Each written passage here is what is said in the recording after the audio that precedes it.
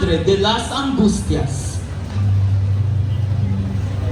Si Maria ay pilit na tinanggap ang mapapait na sandaling ito na masilayan ang katawan ng patay niyang anak. Ayon sa ginitoang kasaysayan, sa harap ng mga pakong tumagos sa katawan ni Jesus at sa koronang tinik, mag-isang ipinagdirayan ng mahal na Birhen ang lahat ng sakit nito habang tumutulo ang mga luha sa kanyang mga mata. Ang imahe ng Maria Santissima, Madre de las Angustias, ay nasa pangangalaga ni kapatid Gilbert at Yolanda Tangente at pamilya ng Ngayon ng Baluhan.